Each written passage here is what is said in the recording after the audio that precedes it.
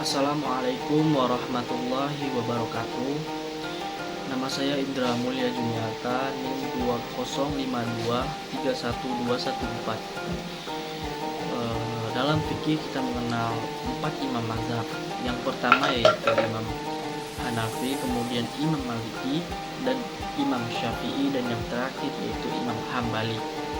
Pada kesempatan kali ini saya akan menceritakan sebuah biografi lengkap mengenai dua imam, yaitu Imam Maliki dan Imam Hanafi. Yang pertama yaitu biografi Imam Maliki. Imam Maliki adalah imam yang kedua dari imam-imam 4 mazhab yang dikenal dalam Islam. Karena pengikutnya yang banyak, dia dilahirkan di kota Madinah, suatu daerah di negeri Hijaz, tahun 1993 Hijriah atau 713 Masehi, dan wafat pada hari Ahad 10 Rabiul Awal 1179 Hijriah atau 798 Masehi di Madinah. Beliau wafat pada masa pemerintahan Bani Abbasiyah di bawah kekuasaan Khalifah Harun al-Rashid. Nama lengkap Imam Malik adalah Abu Abdullah Malik bin Anas al-Ashabi al-Arabi bin Malik bin Abu Amir bin Haris. Beliau adalah keturunan bangsa Arab dan dusun Zu Asbah, sebuah dusun di kota Himyar, jajahan negeri Yaman. Ibunya bernama Siti Al-Aliyah binti Syuraik bin Abdullah Rahman bin Syuraik Al-Azdiyah. Ada riwayat yang mengatakan bahwa Imam Malik berada dalam kandungan rahim selama 2 tahun. Ada pula yang mengatakan sampai 3 malam. Pada usia 14 tahun, Imam Malik mulai menuntut ilmu fikih dan hadis. Ketika umur 21 tahun, beliau mulai mengajar dan berfatwa. Beliau berguru pada ulama terkenal, diantaranya Nafi As-Sa'id Al-Makburi, Amir bin Abdullah bin Zubair, Ibnu Al-Munkadir Az-Zuhri, Abdullah bin Dinar, dan sederet ulama-ulama besar lainnya. Imam Malik hafal Al-Quran dan hadis Rasulullah SAW. Imam Malik adalah seorang yang aktif dalam mencari ilmu. Imam Malik dianggap sebagai seorang pemimpin dalam ilmu hadis. Sandaran-sandaran yang dibawa oleh beliau termasuk salah satu dari sanad yang terbaik dan benar, karena beliau sangat berhati-hati dalam mengambil hadis-hadis Rasulullah SAW. Beliau dipercaya adil dan kuat ingatannya, cermat, serta halus dalam memilih pembawa hadis. Cara ijtihad Imam Malik. Metode istinbat. Hukum Imam Malik merupakan imam mazhab yang memiliki perbedaan istinbat hukum dengan imam mazhab lainnya. Imam Malik sebenarnya belum menuliskan dasar-dasar fikih yang menjadi pijakan dalam berijtihad, tetapi pemuka-pemuka mazhab ini, murid-murid Imam Malik dan generasi yang muncul sudah itu mengumpulkan dasar-dasar fikih Imam Malik, kemudian menuliskannya dalam Al-Muwatta secara jelas. Imam Malik menerangkan bahwa dia mengambil tradisi orang Madinah sebagai salah satu sumber hukum setelah Al-Quran dan Sunnah. Walaupun para ulama hadis yang ditemui oleh Imam Malik termasuk kelompok ulama tradisional yang menolak pemakaian akal dalam kajian hukum, namun pengaruh Rabi'ah bin Yahya bin Sa'id tetap kuat pada corak kajian fikihnya. Hal ini dapat dilihat dari metodologi kajian hukum mazhab Malik yang bersumber pada Al-Quran, hadis, tradisi masyarakat Madinah, fatwa sahabat, qiyas, maslahah mursalah, ihtisan, syad al-zariyah. Sedangkan Hasbi al-Shidqi mengatakan Imam Malik bin Anas mendasarkan fatwanya kepada kitabullah, sunnah yang beliau pandang sahih, amal ahli Madinah, qiyas, ihtisan.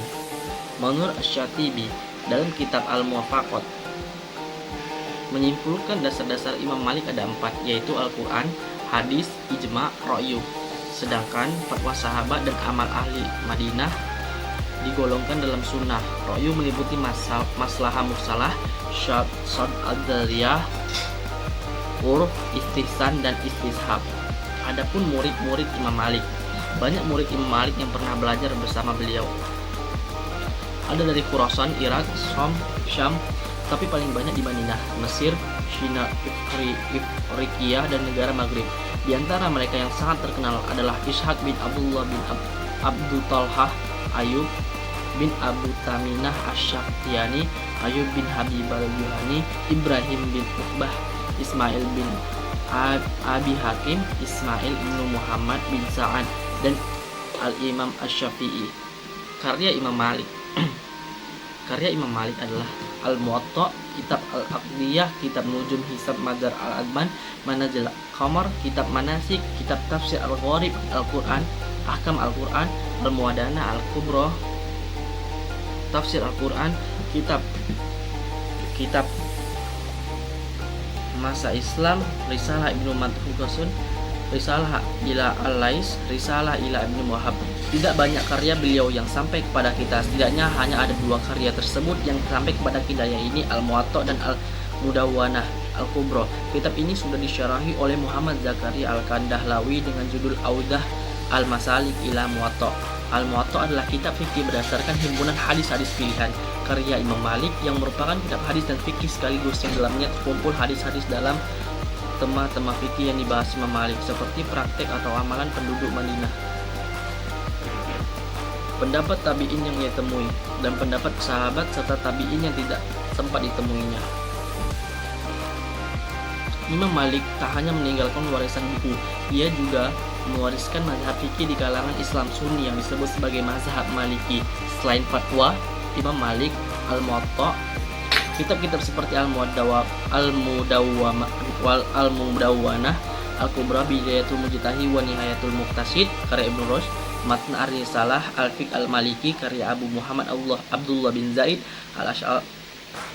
Al-Madarik, Syahr Al-Isad Al-Masalik fi Fiqh Al-Imam Malik karya Syihabuddin Al-Baghdadi, dan Bulughos Asy-Syalik li Aqrab Al-Masalik karya Syekh Ahmad As-Sawi menjadi rujukan utama mazhab Maliki.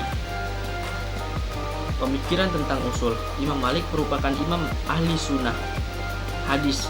Beliau dianggap sebagai orang yang pertama kali menghimpun hadis, yaitu kitab Al-Muwatta. Beliau termasuk orang yang tajam pikirannya. Beliau mengumpulkan di dalam fikihnya penjelasannya yang pasti dengan nasy Al-Quran, hadis, dan fatwa sahabat, serta menjaga kemaslahatan manusia dalam segala fatwanya. Abu Qudamah berkata bahwa Malik adalah orang yang paling memelihara hafalannya pada zamannya. Hal yang menonjol dari Imam Malik yaitu warisan intelektual. Imam Malik sangat besar terhadap pemikiran keagamaan umat Islam.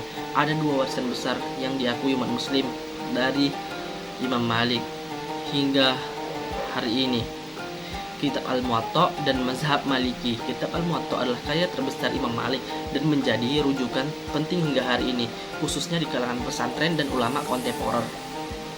Kitab ini dinilai banyak kalangan memiliki banyak keistimewaan, sebab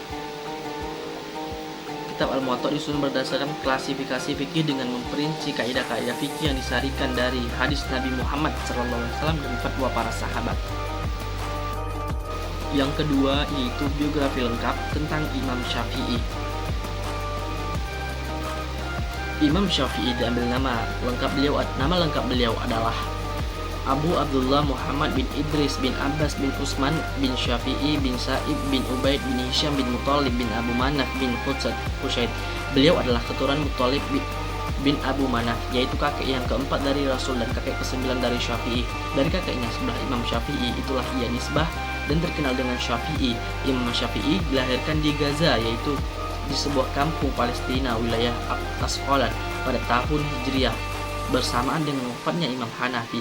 Kemudian beliau dibawa oleh ibunya ke Makkah dan dibesarkan di sana. Ini menunjukkan bahwa beliau adalah keturunan Quraisy dan keturunan Quraisy bersatu dengan keturunan Nabi Muhammad SAW.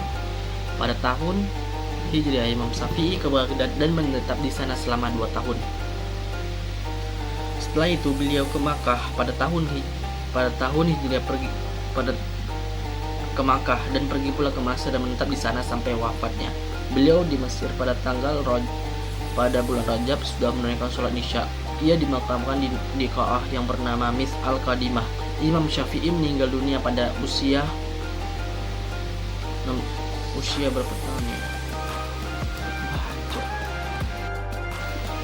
Yang kedua yaitu biografi lengkap tentang Imam Syafi'i. Nama lengkap dari Imam Syafi'i adalah Muhammad bin Idris bin Al-Abbas bin Utsman bin Syafi'i bin Asy-Syaib bin Ubaid bin Abdul Yazid bin Hashim bin Al-Muttalib bin Abdi Manaf bin Husayn bin Kilab bin Murrah bin Ka'ab bin Lu'ay bin Ghaib Abu Abdullah Al-Quraisy Asy-Syafi'i Al-Maliki, warga dekat Rasulullah dan putra pamannya. Al-Muttalib adalah saudara Hashim, ayah dari Abdul Muttalib, kakek Rasulullah SAW, dan kakek Imam Syafi'i. Bertemu nasabnya pada Abdi Manaf bin Qusay, kakek Rasulullah SAW. Idris, ayah Syafi'i, tinggal di tanah Hijaz. Ia adalah keturunan Arab dari kabilah Quraisy. Kemudian ibunya bernama Fatimah Al-Asdiyah, berasal dari salah satu kabilah di Yaman yang hidup dan menetap di Hijaz.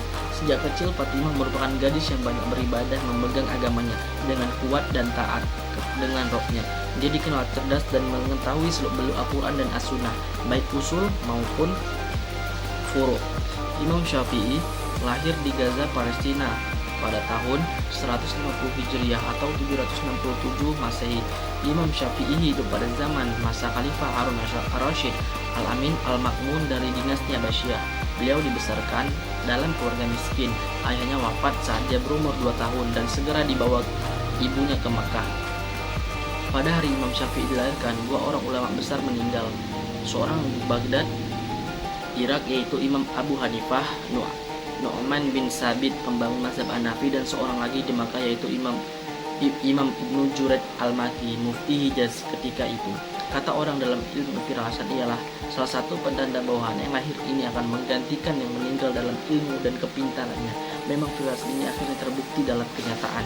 Menurut riwayat, ketika ibunda Imam Syafi'i mengandung, dia bermimpi di dalam tidurnya. Pada suatu malam seakan-akan melihat bintang keluar dari perutnya, lalu melambung tinggi ke udara dan kemudian bertebaran berbagai negeri. Maka ia terbangun dari tidurnya. Pada pagi harinya, ia segera menceritakan mimpinya kepada ahli menakwilkan mimpi. Lalu mereka memberitahuan kepadanya bahwa ia akan melahirkan seorang laki-laki yang kelak ilmu pengetahuannya memenuhi muka bumi. Sejak kecil, Imam Syafi'i terkenal cerdas dan kuat hafalannya dan gigih menuntut ilmu. Menjelang umur 9 tahun, ia telah hafal 30 juz, dan 10 tahun ia telah menguasai prama sastra Arab dengan baik. Ketika di Mekah, ia belajar ilmu fikih kepada mufti di Mekah, Muslim Khalid Al-Zanji, dan ilmu hadis kepada Sufyan bin Uwainah.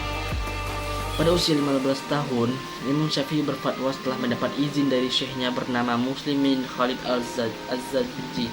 Pada usia 20 tahun, Imam Syafi'i pergi ke Madinah dan belajar kepada Imam Malik. Dia membaca sendiri kitab Al-Muwatta di hadapan Imam Malik bin Anas dengan hafalan sehingga Imam Malik pun kagum terhadap bacaan dan kemauannya. Kemudian tahun 195 Hijriah, beliau pergi ke Baghdad dan belajar kepada Muhammad bin Al-Hasan Al-Syaibani, murid Abu Hanifah, selama 2 tahun. Setelah itu beliau kembali ke Makkah dan kembali ke Baghdad dan menetap di sana selama beberapa bulan. Kemudian pada tahun itu juga ia pergi ke Mesir dan menetap di sana sampai wafat pada tanggal 29 Rajab tahun 204 Hijriah. Oleh sebab itu, pada diri Imam Syafi'i terhimpun pengetahuan fi ashab al-hadis dari Imam Malik dan fi al-ashab ar-ra'i dari Abu Hanifah. Cara ijtihad Imam Syafi'i dalam menetapkan fikihnya, Imam Syafi'i menggunakan istinbat hukumnya, antaranya nas, yaitu Al-Quran dan Sunnah, yang merupakan sumber utama bagi fikih Islam. Selain keduanya adalah pengikut saja. Para sahabat terkadang sepakat atau berbeda pendapat, tetapi mereka tidak pernah bertentangan dengan Al-Quran dan Sunnah. Beliau hanya menilai bahwa Al-Quran merupakan dasar agama, tiang dan hujahnya. Sunnah adalah cabang dan Al-Quran adalah dasarnya. Oleh karena itu darinya ia mengambil kekuatan sehingga disamakan kedudukannya dalam istinbat hukum, membantu Al-Quran dalam menjelaskan makna dan syariat yang terkandung di dalamnya, yang dapat membawa kemaslahatan bagi umat dalam kehidupan mereka. Yang kedua yaitu ijma, merupakan salah satu dasar yang dijadikan sebagai hujah oleh Imam Syafi'i, menempati urutan setelah Al-Quran dan Sunnah. Beliau mendefinisikan sebagai kesepakatan ulama suatu zaman tertentu terhadap suatu masalah syar'i dengan standar kepada dalil. Beliau menetapkan bahwa ijma diakhirkan dalam dalil Al-Quran dan Sunnah. Apabila masalah yang sudah disepakati bertentangan dengan Al-Quran dan Sunnah, maka tidak ada hujah padanya. Pendapat para sahabat, Imam Syafi'i mengambil pendapat para sahabat dalam 2 mazhab jadid dan qadimnya. Beliau membagi pendapat sahabat dalam 3 bagian. Pertama, sesuatu yang sudah disepakati seperti ijma. Mereka membiarkan lahan pertanian hasil rampasan perang tetap dikelola oleh pemiliknya. Kedua, pendapat seorang saja dan tidak lain dalam suatu masalah, baik setuju maupun menolak, maka Imam Syafi'i tetap mengambilnya. Ketiga, masalah yang berselisih pendapat, maka dalam hal ini Imam Syafi'i akan memilih salah satu yang paling dekat dengan Al-Quran, Sunnah, atau Ijma', atau menguatkan dengan kias yang lebih kuat, dan beliau akan membuat pendapat baru yang bertentangan pendapat yang sudah ada. Kias, beliau menilainya sebagai salah satu ijtihad karena seperti yang sudah dijelaskan. Ketika berbicara tentang istinbat, Imam Syafi'i dan beliau tidak menilai kias yang dilakukan untuk menetapkan sebuah hukum dari seseorang mujtahid lebih dari sekedar menjelaskan hukum syariat dalam masalah yang digali oleh seorang mujtahid. Itulah beberapa dasar yang dijalankan oleh Imam Syafi'i dalam menggali hukum, seperti yang disebutkan dalam kitab dan beliau tidak menyebutkan ada dan istinbat, namun aplikasinya dalam mazhab Syafi'i semuanya ada, dan bukti nyatanya dari semua itu adalah lahirnya mazhab baru ketika beliau di Mesir dan meninggalkan sebagian pendapatnya di Irak yang semuanya bermuara pada al-urf dan istishab. Oleh karena itu tidak ada dalil-dalil masalah musalah dalam mazhabnya, karena ia sudah merasa cukup dengan apa yang dinamakan munasabah, yang merupakan salah satu cara dalam menetapkan ilat dalam kias. Yang ketiga yaitu muridnya. Murid beliau yang berasal dari Irak yaitu Abu Saur Ibrahim Ibnu Khalid bin Yaman Al-Kalabi Al-Baghdadi, Ahmad bin Hanbal pengawas mazhab keempat, Hasan Ibnu Muhammad Ibnu Syahabah Al-Zafrani Al-Baghdadi, Abu Ali Husain Ibnu Ali Al-Karabisi, Ahmad Ibnu Yahya Ibnu Abdul Aziz Al-Baghdadi. Adapun sahabat dan murid beliau yang berasal dari Mesir ialah Yusuf ibnu Yahya al-Buwaiti al-Misri, Abu Ibrahim Ismail bin Yahya al-Muzaini al-Misri, Rabi ibnu Abdul Jabbar al-Muradi, Harmalah bin Yahya ibnu Abdullah Tayyibi, Yunus ibnu A'la al-Hadafi al-Misri, Abu Bakar Muhammad ibnu Ahmad. Yang keempat yaitu buku karya dari Imam Syafi'i. Karya Imam Syafi'i sangat banyak, baik dalam bentuk kitab maupun risalah. Yang ditulis Imam Syafi'i terdiri dari dan Al-Risalah, riwayat dari muridnya Al-Buwaiti, dilanjutkan oleh muridnya yang lain Al-Rabi Ibnu Sulaiman. Kitab ini berisikan masalah fikih yang dibahas berdasarkan pokok-pokok pikiran Imam Syafi'i, manakala Ar-Risalah adalah kitab yang dikarang waktu beliau muda. Beliau lagi merupakan kitab yang pertama dikarangnya semasa di Makkah. Atas permintaan Abdurrahman Ibnu Mahdi, beliau mengarang kitab barunya yaitu Mali Al-Imla. Kitab-kitab Imam Syafi'i ditulis sendiri, didiktekan kepada muridnya maupun dinisbahkan kepadanya. Antara lain, pertama, kitab Ar-Risalah tentang usul fikih, riwayat Arabi. Kedua, kitab adalah kitab fikih yang dalamnya hubungannya terdapat sejumlah kitab beliau, antaranya Ikhtilaf al-Hadis, Ibtal al-Istihsan, dan lain-lain. Imam Syafi'i mempunyai banyak sahabat di Irak dan Mesir. Mereka adalah orang-orang yang menjadi juru dakwah serta berusaha menggambarkan Imam Syafi'i. Pemikiran usul Imam Syafi'i diantaranya adalah menjelaskan dalil-dalil yang diambil dalam menentukan hukum, yaitu Al-Quran, hadis, ijma', qiyas, serta memperhatikan urutannya, memperkokoh hujah hadis secara umum, dan mengukuhkan hujah hadis ahad secara khusus, menjelaskan kewajiban mengikuti jalan-jalan orang yang beriman, memberikan perlawanan cukup serius dalam mematahkan hujah Mu'tazilah yang terlalu ekstrem dalam mentakwil sifat Allah, menerangkan tentang perintah dan larangan, menjelaskan nas dan mansukh, hal yang menonjol dari Imam Syafi'i. Jika kita belajar dari sosok Imam Syafi'i, maka yang paling menonjol dari beliau adalah kemampuan untuk menerima dan mengantisipasi perubahan.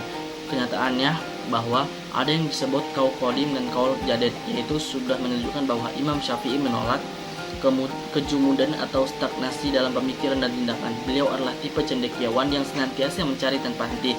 Teladan yang harus kita ikuti dari beliau adalah menjadikan tafaqquh fiddin sebagai etos kerja yang akan mampu menjawab tantangan dalam kehidupan dan ikut meningkatkan kualitas manusia di sekitarnya. Sekian, itu saja yang dapat saya sampaikan mengenai biografi dua imam mazhab, yaitu yang pertama Imam Malik, kemudian saya menceritakan biografi tentang Imam Syafi'i. Bila ada kata-kata yang salah, saya mohon maaf. Wassalamualaikum warahmatullahi wabarakatuh.